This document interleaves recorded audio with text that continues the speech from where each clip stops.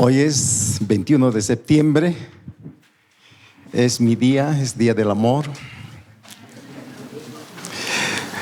Creo que se celebran muchas situaciones, hermanos. No sé dónde está el pastor, es el Día del Médico.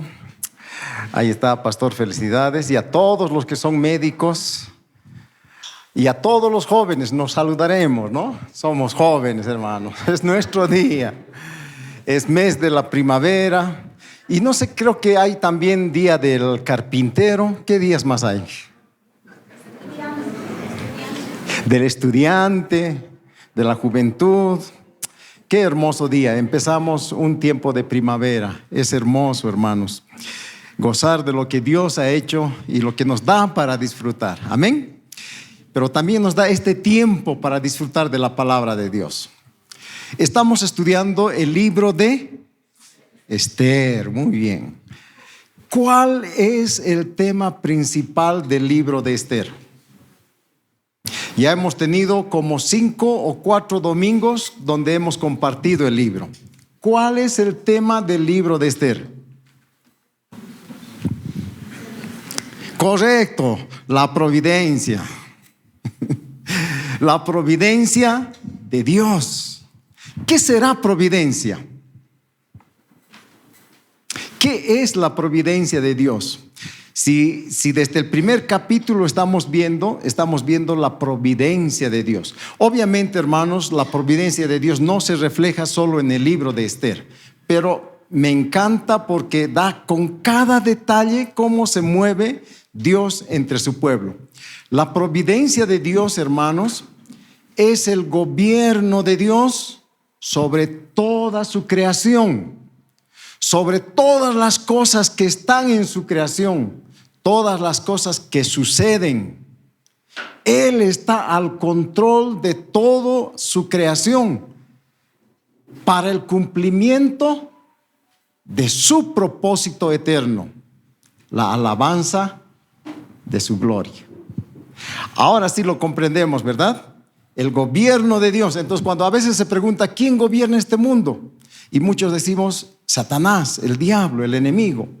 Pero no es así. El que gobierna este mundo es Dios.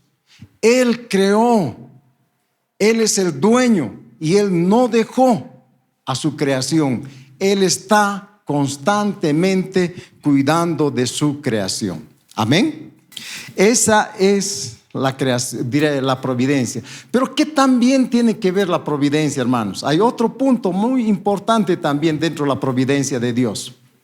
Dios no nos hizo a nosotros autómatas, no nos ha programado y decir, bueno, esto vas a hacer, Néstor, y de aquí hasta allá vas a actuar de esta manera, así vas a responder. No, nos dio la facultad de ser libres y de tener el libre albedrío. Nuestras actitudes, nuestras decisiones, todo lo que nosotros hacemos viene también de nuestra responsabilidad como personas, como humanos. Y Dios nos dio esa responsabilidad para que podamos participar en esta providencia, en esta obra de Dios para el cumplimiento de su propósito. 2 cosas, no se olviden, hermanos. Dios está al control de todo y Dios nos llama a cada uno de nosotros de este lugar donde estamos para cumplir el propósito de Dios. Amén. Muy bien, entonces yo lo he titulado para esta mañana, el tema dice, para este tiempo Dios te ha llamado. Y vamos a dar lectura al pasaje de Esther capítulo 4 del 1 al 17. Está en la versión Reina Valera, pero lo vamos a hacer, yo leo un versículo y ustedes leen el otro versículo, ¿ya? Así que nos pongamos de pie y vamos a dar lectura a este pasaje. Dice así: luego que supo Mardoqueo todo lo que se había hecho, rasgó sus vestidos, se vistió de cilicio y de ceniza, y se fue por la ciudad clamando con gran voz y amargo clamor.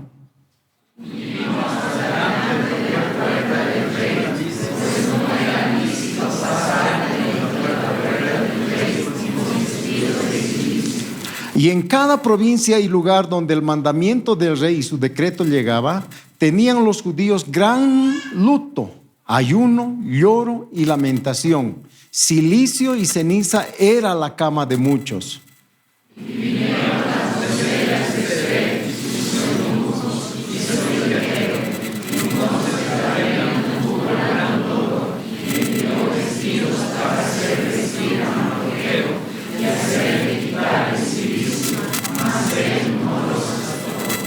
Entonces Esther llamó a Atac, uno de los eunucos del rey, que él había puesto al servicio de ella, y lo mandó a Mardoqueo, con orden de saber qué sucedía y por qué estaba así. Salió pues Atac a ver a Mardoqueo a la plaza de la ciudad que estaba delante de la puerta del rey. Y Mardoqueo le declaró todo lo que le había acontecido, y le dio noticia de la plata que Amán había dicho que pesaría para los tesoros del rey a cambio de la destrucción de los judíos.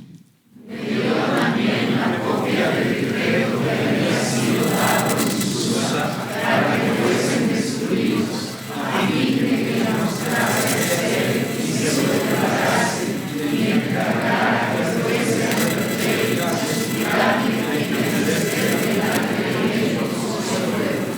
Vino Atac y contó a Esther las palabras de Mardoqueo. Entonces,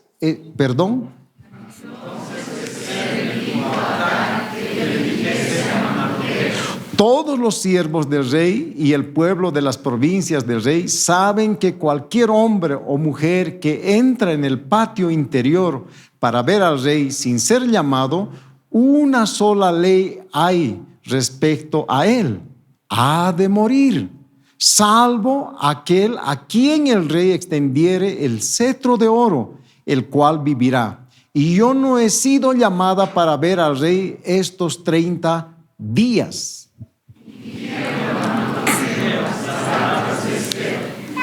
Entonces dijo Mardoqueo que respondiesen a Esther: no pienses que escaparás en la casa del rey más que cualquier otro judío.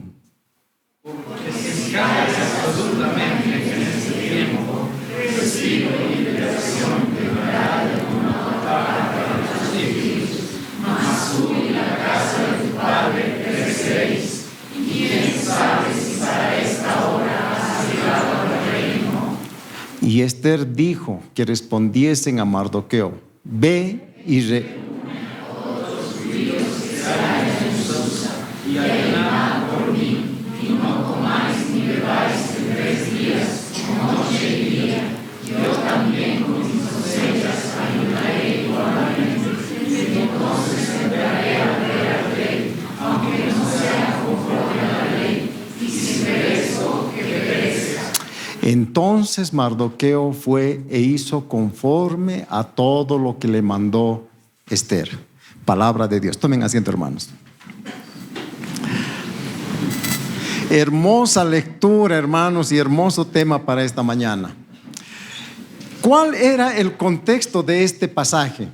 Miren, hay 3 cosas que vamos a poner claro para entender un poquito mejor.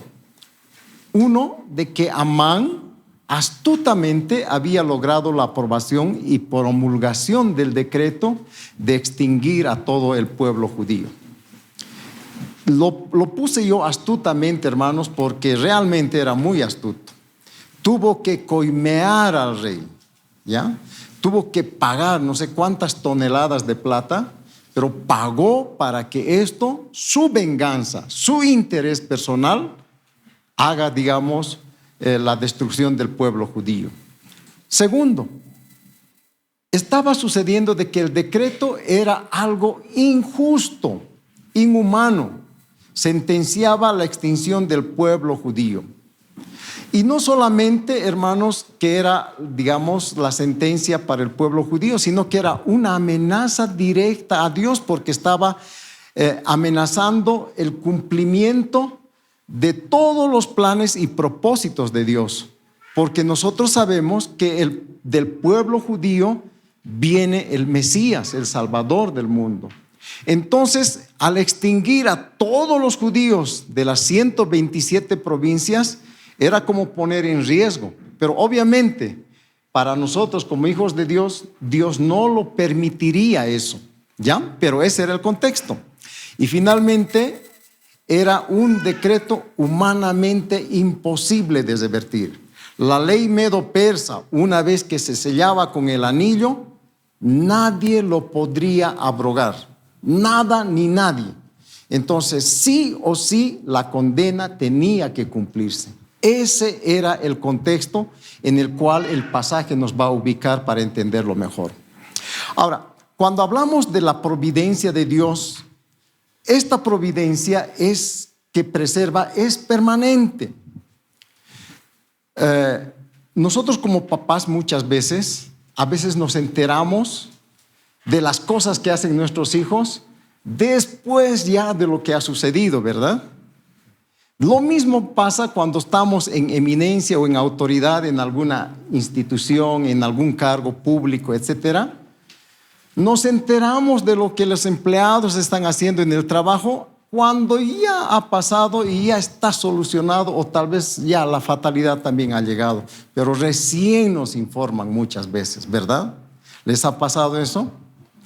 Pero en el caso de Dios no es así. El caso de Dios es que tiene el control permanente de su creación. No hay nada que pueda moverse debajo de los cielos si no es por la voluntad de Dios. No son cosas solamente adversas, aún en las cosas favorables, Dios está presente y está tomando el control segundo a segundo, no se lo escapa nada. Y si tú y yo pensamos de que Dios se olvidó y acá no está conmigo, estamos totalmente equivocados, porque Dios está presente en su pueblo. Miren, la providencia es la obra continua y permanente de Dios al cuidado de su pueblo, a pesar de las circunstancias para el cumplimiento de su propósito eterno.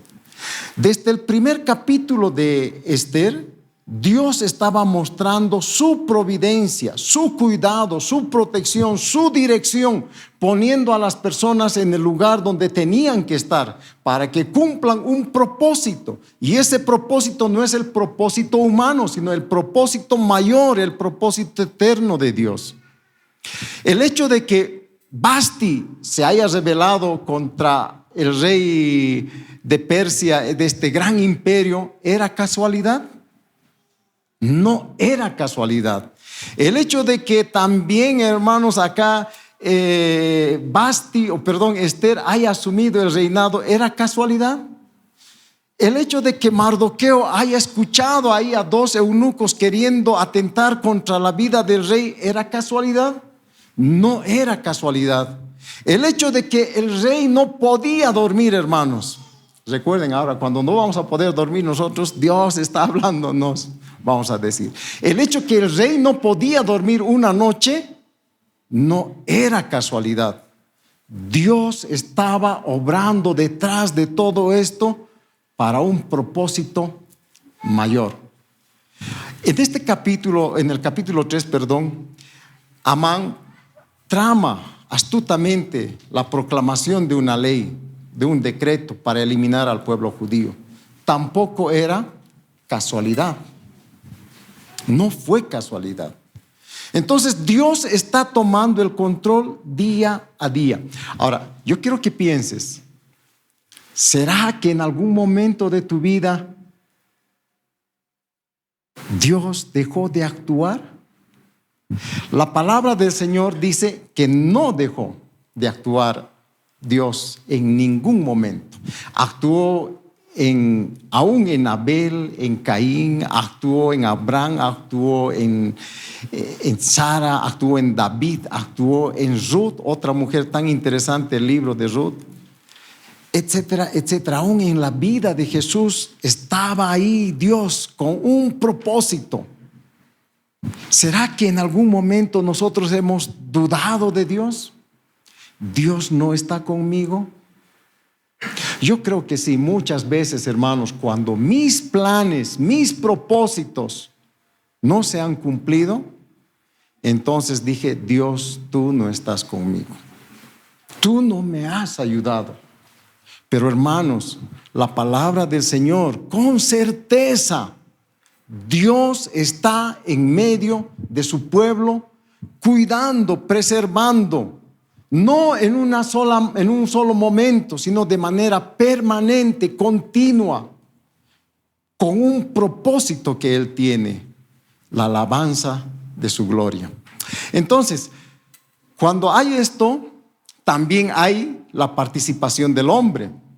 Hace un momento decía: Dios nos ha dado el libre albedrío para decidir por una cosa o por la otra cosa. Dios está llamando a su pueblo, Dios nos invita a nosotros a participar y ser parte de este cumplimiento, de este propósito divino.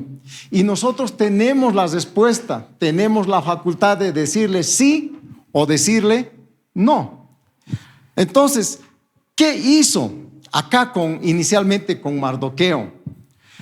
El caso de Mardoqueo, hermanos, hay un cambio, hay una transformación, hay un proceso. Mardoqueo seguramente causó tal vez todo el decreto que se promulgara contra su pueblo, porque dice que Mardoqueo no se inclinó ante Amán, el segundo hombre más poderoso en el imperio asirio, y que seguramente su orgullito no le dejó reconocer eso. Entonces, ¿recuerdan? Creo que uno podría decir: es mi culpa. ¿Por qué? Debería haberme nomás inclinado cuando pasaba Amán. No debería ser tan orgulloso.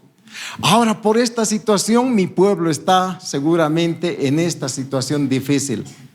Esa fue seguramente el pensamiento de Mardoqueo, ¿ya? Por eso la providencia de Dios, aún en estas pequeñas cosas, va a ir a cambiar la situación, pero para bien. Va a ir a cambiar todo lo que a veces estaba sucediendo, digamos, llanto, lloro, pero para bien de su pueblo. Miren, inicialmente el llamado que moviliza a su pueblo es que Mardoqueo buscó intensamente a Dios. Dice el pasaje: rasgó sus vestidos, se vistió de cilicio y de ceniza. ¿Esto qué implica? El vestirse de cilicio, hermanos, era símbolo de humillación, de impotencia, de dolor, de frustración. Era eso lo que estaba presentándose ante Dios. Ustedes recuerdan cuando Jonás hicimos la prédica. Jonás empezó a predicar y no quería, y el pueblo de Nínive también dice que se vistieron de cilicio y de ceniza y se humillaron y se arrepintieron delante de Dios. Esta práctica no era una práctica común solamente del pueblo judío, sino también de todos los pueblos vecinos que vivían ahí.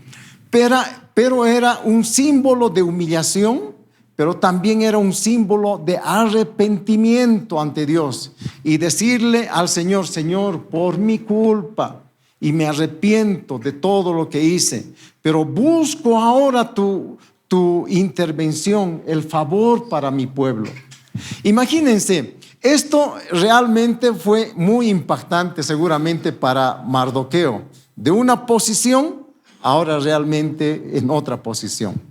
La palabra del Señor, recordemos esto: a todo aquel que se humilla, Dios lo exalta, y a todo aquel que se exalta, Dios lo humilla. Y esto es lo que estaba sucediendo. Mardoqueo se humilló ante la presencia de Dios por todo lo que estaba aconteciendo. Pero también, aparte de eso, él hace una denuncia pública. Dice ahí: y se fue por la ciudad clamando con gran voz y amargo clamor. En otras versiones dice: protestó con dolor. En otras versiones dice: gritó de dolor. Hizo conocer públicamente su protesta, una injusticia contra su pueblo que se cometía. Seguramente si estaríamos en el tiempo acá con Mardoqueo, él hubiera ido a la plaza 14 14 de septiembre, no 24, perdón, 14 de septiembre, y él hubiera ido donde el defensor del pueblo, hubiera ido a derechos humanos. ¿A dónde más? No sé a qué lugares más hubiera ido, pero a clamar y a protestar públicamente, a gritar su dolor. Y díganme, ¿encontró respuesta? No encontró respuesta. Nadie le dio el apoyo para librar a su pueblo de este decreto. Se encontró solo. Y miren, él también dice que enfrentó la injusticia y se armó de valor para actuar e ir donde el rey. Dice, vino hasta delante de la puerta del rey, pues no era lícito pasar adentro de la puerta del rey con vestido de cilicio. En esta condición no puedes entrar donde el rey. Uno se pregunta, ¿a qué iría al palacio? Obviamente a enfrentarse con el rey. No había otra solución más. Buscó a Dios y Dios estaba obrando de manera silenciosa, con un propósito. Fue al pueblo, a la ciudad, a gritar, a buscar ayuda, a clamar, a protestar. Nadie le hizo caso. Dijo, tengo que ir al rey, es la única solución más que puedo hacer. Fue al rey. Hermano, ¿saben? Cuando Dios llama a su pueblo, no importa el lugar donde estemos, el tiempo donde estemos, porque tenemos que presentar esto, lo que nos enseña en la palabra del Señor. Primero, acudir a Dios. A veces nos equivocamos, hermanos, y como última opción ponemos a Dios en nuestras vidas. En una oportunidad una pareja de la iglesia me invitó para que sea el padrino de su boda. Y yo le pregunté, ¿y fuiste a otros hermanos o personas para que sean tu padrino? Sí, he ido donde el tal no me ha aceptado, he ido donde el tal no me ha aceptado, he ido donde el tal no me ha aceptado. Ahora estoy viniendo donde usted, hermano. ¿Cómo creen que fue mi sentimiento? ¿O cómo te sentirías tú si hubieran hecho lo mismo? ¿Cómo creen, hermanos, que fue el sentimiento de Dios cuando una persona, su pueblo, sus hijos, toman como última opción para pasar los momentos difíciles que está atravesando? Realmente creo que quebranta el corazón de Dios. Pero acá Mardoqueo tuvo la sabiduría. Por fe, él hizo lo que hizo, se humilló y arrepintió ante Dios. Y eso, hermanos, no nos olvidemos, porque no estamos libres de cualquier situación difícil. En cualquier momento toca la puerta y estamos ahí presentes. Pero nuestra actitud, hermanos, es primero Dios. No es el vecino, no es el dinero, no es ni siquiera a veces el médico. Es Dios primero el que debemos acudir en ese dolor y en ese sufrimiento. Entonces pareciera que para Mardoqueo era lo último, ya no había más, ya no había respuesta, etcétera. Pero ahora sí, ahí viene el pero. Se aparece una solución. Dios siempre abre caminos, hermanos. Aun cuando para nosotros es imposible, Dios abrirá caminos. Dios nos dará la puerta, nos dará la salida. Aunque nuestra fe sea débil, no es por lo que nosotros a veces estamos, sino es por la providencia de Dios que Él abrirá puertas, porque Él tiene propósitos con su pueblo. Y esto, hermanos, es que se apareció una mujer humilde, huérfana, perdió a sus padres, seguramente vivía en pobreza, seguramente también como cualquier otro migrante, porque ellos vivían en Susa, no estaban en Jerusalén, y estaban ahí discriminados, no sé. Pero esta mujer se presentó y dijo: no, es Esther, no es el rey, ahora sí me voy donde Esther. esta mujer que desafió el miedo y abrazó con poder el destino, con valentía. Entonces, acá hace conocer Mardoqueo a Esther todo lo que había sucedido. Hermanos, la providencia de Dios, miren cómo también en esto actúa. Si Mardoqueo no podía entrar al palacio del rey y la reina Esther estaba totalmente protegida, ahí seguramente con eunucos alrededor, guardias, puertas cerradas, y no podía salir al mundo exterior. ¿Cómo podía informar Mardoqueo a Esther? Era casi imposible. Pero ahí, hermanos, se aparecen las doncellas de Esther, algunos sirvientes que tienen, y a través de ellos se informa a Esther todo lo que Mardoqueo le dijo. Hay esto, hay esta corrupción, el rey ha hecho esto sin saber, Amán ha tramado la muerte de nuestro pueblo, y etcétera, etcétera, etcétera. Y Esther dice que también le quebrantó el corazón y se dolió mucho de lo que estaba sucediendo. Pero también, hermanos, hay un cambio de actitud en Esther. Seguramente había mucha inocencia como joven, y seguramente ahí estaba frente a escuchando las noticias de Mardoqueo. Y ahora, ¿qué hago? ¿Qué decisión tomo? Si dejo el palacio o voy por mi pueblo, dejo mi comodidad o voy a ir a trabajar a darme del todo por otro que no soy yo. Hay una situación tal vez dual donde no sabemos qué hacer, o en este caso Esther no sabe lo que va a hacer. Y de la misma manera, muchas veces nosotros estamos ahí, dejamos el confort para enfrentar, no solamente por mí, sino también por lo de los otros. Y ese es el caso de Esther, ¿ya? Entonces, dice Mardoqueo, la provisión de Dios utilizó grandemente a Mardoqueo y le dice: no pienses que escaparás en la casa del rey más que cualquier otro judío. El decreto no solamente es para algunos, es para todos. Y estando en el palacio no te vas a salvar, tarde o temprano se va a enterar y vas a perecer. No podemos tapar el sol con un dedo. Va a saberse la situación. Y entonces, si callas absolutamente en este tiempo, respiro y liberación vendrá de alguna otra parte. Miren, acá yo veo la confianza que ya va surtiendo en Mardoqueo.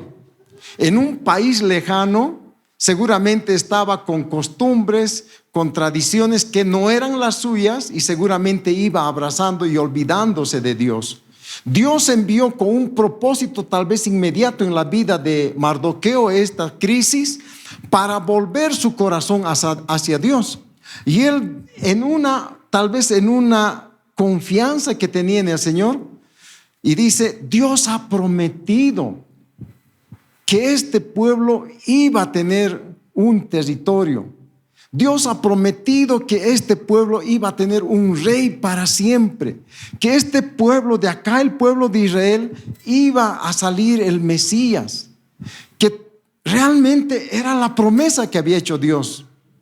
Y él, en su fe tal vez muy pequeña, se acordó y con certeza decía: si callas absolutamente en este tiempo, respiro y liberación vendrá de alguna otra parte. Sabes, hermanos, si en el lugar donde tú y yo estamos no influimos, no actuamos valientemente, denunciando, hablando, o tal vez incluso aconsejando, guiando a otras personas, Dios lo va a hacer. Si el propósito de Dios es ese, de cualquier manera, contigo, sin mí, de cualquier manera o sin ti, lo va a cumplir porque es el propósito divino. Entonces, pero le dice, miren, y entonces entraré perdón. Respiro y liberación vendrá de alguna otra parte para los judíos, mas tú y la casa de tu padre pereceréis. Si tú y yo no obramos en el lugar donde estamos, Dios tomará cuentas con nosotros. Saben, esto me hace pensar, hermanos, en el libro de Jeremías, cuando habla y dice, anuncia, predica, enseña, dile al impío que se convierta a Dios. Si el impío se convierte, amén. Pero si no se convierte y no hablas y no le comunicas el mensaje de Dios a esta persona, dice que la sangre del impío clamará a Dios, porque nosotros, tú y yo, no hemos compartido la palabra de Dios a aquel que no la conoce. Si no la hemos hecho, Dios en su propósito utilizará otra manera, otra persona, otra circunstancia para comunicar su palabra, pero nosotros daremos cuenta a Dios de lo que no estamos haciendo. Y finalmente, miren, hermanos, ahí donde dice, y quién sabe, dice Mardoqueo a Esther, quién sabe si para esta hora has llegado al reino de Persia. ¿Cuál fue la respuesta de Esther? Y Esther dijo que respondiesen a Mardoqueo. Están comunicándose a través de un eunuco, ¿no? No están de manera personal, ¿ya? Le dice, anda, dile a Mardoqueo, mire la decisión, ve y reúne a todos los judíos que se hallan en Susa y ayunad por mí. Y no comáis ni bebáis en 3 días, noche y día. Yo también con mis doncellas ayunaré igualmente. Y entonces entraré a ver al rey, aunque no sea conforme a la ley. Y si perezco, que perezca. ¿Qué decisión de fe? ¿Qué decisión de entregar su vida al riesgo de morir? Porque lo que estaba enfrentando era por fe la providencia de Dios. ¿Saben? Uno se pregunta y dice, ¿por qué cuando Caín y Abel ofrecieron sacrificio a Dios, por qué el de Abel fue el que aceptó Dios y el de Caín no? ¿Por qué?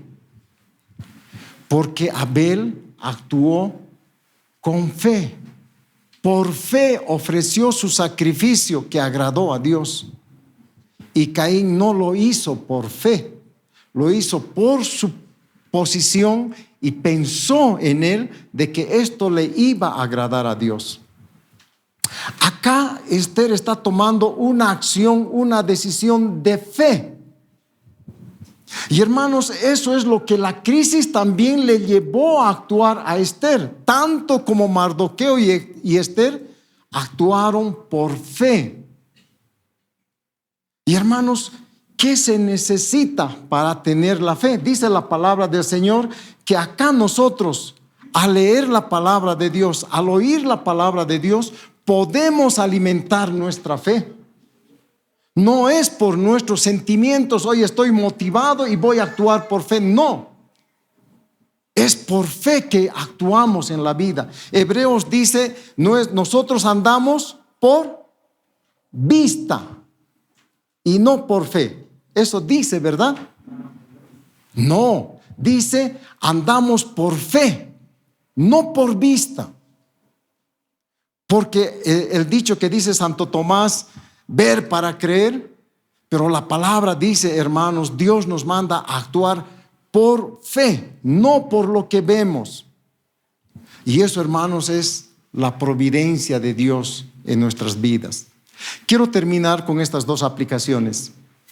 La primera es, la providencia invisible de Dios sostiene su propósito eterno, aunque no parece explícitamente en el texto. Sin embargo, es evidente la manifestación de su providencia. Dios está obrando de manera silenciosa e invisible, preservando vidas y dirigiendo circunstancias hacia el cumplimiento de su propósito eterno. La segunda es, el llamado de Dios despierta la fe en medio del dolor, pero también desafía a vivir con propósito. Nada es casualidad, todo tiene un propósito. Dios transforma todo para bien. Queridos hermanos, Dios está al control de su creación, está al control de su pueblo, de su iglesia, de tu vida, de mi vida. Nada escapa de su control. Pero también nos llama en este tiempo, de este lugar donde estemos, a ser parte de este propósito eterno. ¿Qué hacemos? ¿Respondemos con un sí, con un no? Dios nos guía a tomar las decisiones por fe. Yo les invito, hermanos, a que podamos meditar en esto. Dejemos la comodidad. Dejemos, hermanos, como dice la palabra, aquel que quiera hallar su vida, la perderá. Pero aquel que quiera perder su vida por causa mía, la hallará. Dios bendiga a que nosotros podamos encontrar la vida y no la muerte. Y si tú y yo todavía no estamos con esa fe firme, ¿será, no será que Dios tome el control? ¿Sabes cuándo toma el control? Es cuando nosotros creemos que Él vino a este mundo, murió en una cruz y resucitó para darnos la vida. Y cuando nosotros estamos viviendo en obediencia a la palabra, demostrando esa fe, esa creencia que tenemos en Él, Dios tomará el control pleno de tu vida. Yo quisiera invitarte a que te pongas de pie y vamos a terminar con una oración.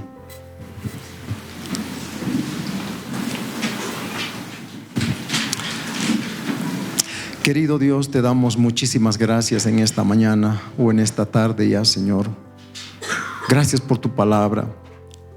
Sabemos que tú tienes el control, Señor, no solamente ahora, sino desde la eternidad hasta la eternidad. Tú tomas el control de tu pueblo, de tu creación, de tu iglesia. Aún en los tiempos difíciles tú estás presente, obrando de manera silenciosa, de manera invisible. Aun cuando no te vemos, tú estás ahí, Señor. Aun cuando nuestros propósitos no se cumplan y protestamos, Señor, pero tú estás ahí cumpliendo propósitos mayores, porque tu providencia, Señor, se mueve desde la creación hasta la eternidad. Padre, gracias por tu palabra.